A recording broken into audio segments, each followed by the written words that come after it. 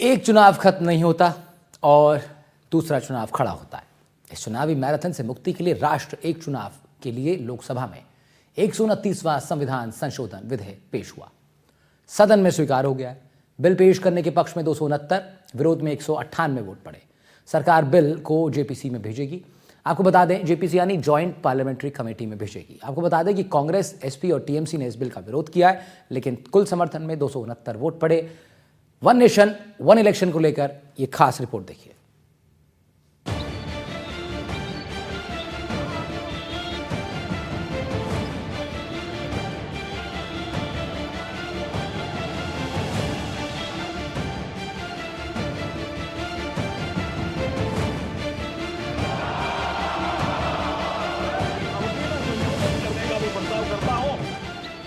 एक चुनाव खत्म नहीं होता कि सिर पर दूसरा चुनाव खड़ा हो जाता है। इस चुनावी मैराथन से मुक्ति के लिए एक राष्ट्र एक चुनाव के लिए लोकसभा में 129वां संविधान संशोधन विधेयक पेश किया गया। I beg to move for leave to introduce the Constitution 129th Amendment Bill 2024 further to amend the Constitution of India। ये आइटम नंबर 18 में है और आइटम नंबर 19 में जैसे आपने कहा, honourable speaker sir, with your permission I wish to move for leave to introduce the Union Territories Laws Amendment Bill 2024 further to amend the Government of Union Territories Act 1963, the Government of National Capital Territory of Delhi Act 1991 and the Jammu and Kashmir Reorganization Act 2019। Lok Sabha में इस विधेयक के पेश होने के साथ ही एक राष्ट्र एक चुनाव पर 7 अहम सवाल उठते हैं, जो विपक्ष के विरोध और ऐतराज से निकले। सवाल नंबर 1, क्या एक राष्ट्र एक चुनाव संविधान विरोधी और संघीय ढांचे के खिलाफ है?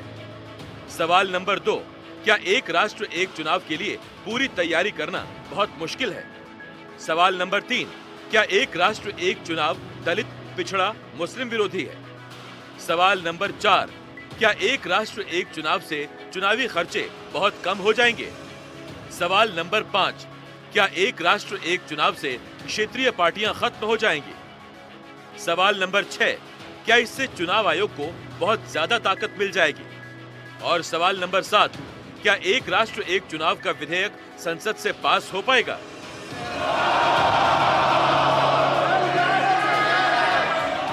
इन सवालों पर चर्चा करने से पहले आप ये जान लीजिए कि लोकसभा में हुआ क्या। इस बिल को जैसे ही कानून मंत्री अर्जुन राम मेघवाल ने पेश किया, इसका जबरदस्त विरोध शुरू हुआ। सबसे बड़ा सवाल यही था कि क्या ये संविधान के अनुकूल नहीं है। ये दो जो कानून है, constitutional amendment 129 constitutional amendment act और the bill to further amend government of union territories act 63, national capital territories 91, Jammu Kashmir reorganisation act 2019, ये दोनों कानून संविधान और नागरिकों के वोट देने के जो उनकी संवैधानिक अधिकार है उस पर आक्रमण है और इसका हम पुरजोर विरोध करते हैं। ये जो संशोधन है एकदम संविधान सम्मत हम लेकर के आए। अब एक विषय आया बेसिक स्ट्रक्चर का, इसमें 2 मिनट में बोलना चाहता हूं। बेसिक स्ट्रक्चर पे सर्वोच्च न्यायालय ने, माननीय सर्वोच्च न्यायालय ने केशवानंद भारती केस में 1973 में इस फेडरल स्ट्रक्चर के बारे में बात की है। उसमें 5-7 बिंदु उन्होंने तय किए हैं। बाद में और मामलों में भी कुछ बिंदु जोड़े हैं, कुछ विषय, जैसे judicial review, federal character of the constitution, separation of power between legislature, executive and judiciary, secular character of the constitution, supremacy of the constitution.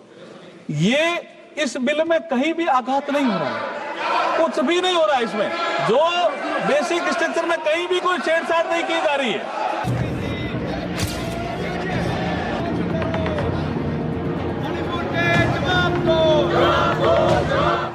इस बिल का विपक्ष की तरफ से तीखा विरोध हुआ, जिससे मत विभाजन की नौबत आ गई। तब पक्ष में 269 और विपक्ष में 198 वोट पड़े, जिसके कारण बहुमत के दम पर सरकार ने बिल पेश कर दिया।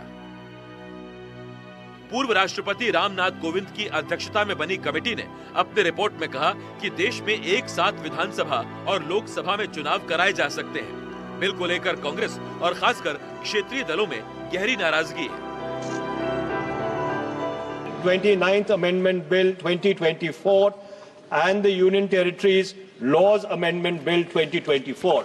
Mr. Speaker, sir, beyond the 7th schedule of the Constitution is the basic structure doctrine. And that basic structure doctrine spells out that there are certain features of the Indian Constitution which are beyond the amending power of this House also. One of the essential features is federalism and the structure of our democracy.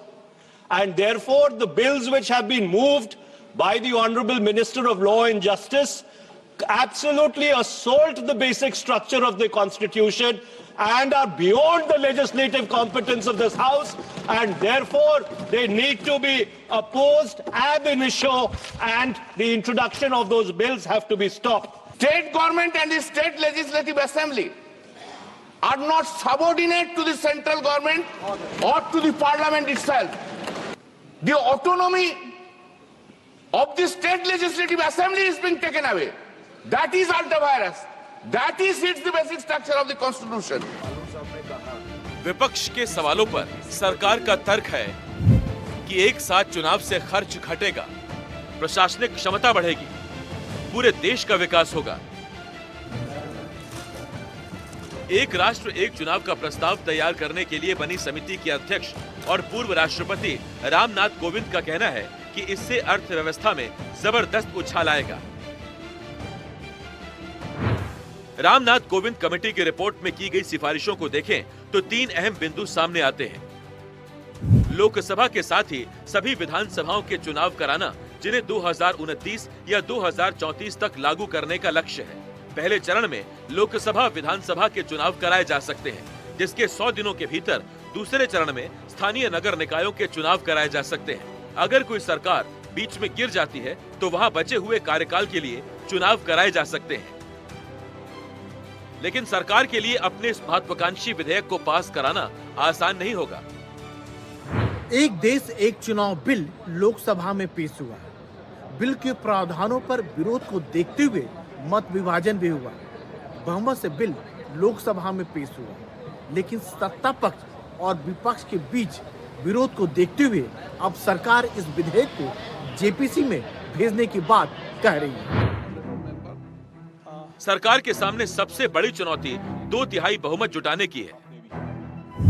Lok Sabha में 2/3 बहुमत के लिए 362 की संख्या चाहिए, जबकि NDA के पास 294 है। वहीं राज्यसभा में 2/3 बहुमत के लिए 164 सांसद चाहिए, जबकि एनडीए के पास 112 है। जब जेपीसी का गठन होगा तो वो जो जेपीसी का गठन होता है वो जिसके जितने दलों की संख्या होती है उसके आधार पे किया जाता है। यानी जेपीसी में भी सरकार का बहुमत होगा, बाकी जितने भी दल हैं उनकी संख्या के आधार पर सांसद जो है जेपीसी में नियुक्त किए जाएंगे। जेपीसी में लोकसभा और राज्यसभा दोनों जगहों के सांसद होते हैं। जेपीसी की मीटिंग्स होगी, मीटिंग के बाद जो है वो तय होगा, वह उस आधार पर एक बार फिर से नया बिल तैयार किया जाएगा, वन नेशन वन इलेक्शन का।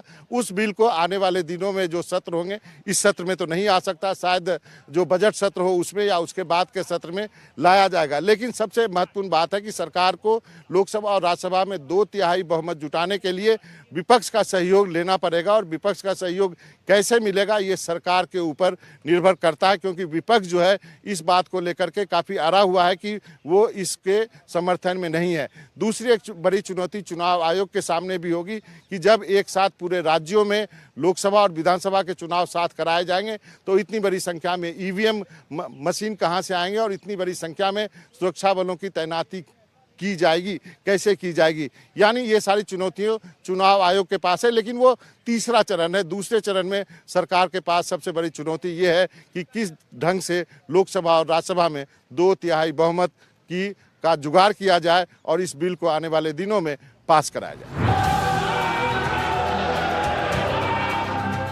लेकिन सरकार को उम्मीद है कि दूसरे दलों के हृदय परिवर्तन से बात बन सकती है। दिल्ली में राजीव रंजन के साथ मनोरंजन भारती की रिपोर्ट, एनडीटीवी इंडिया के लिए।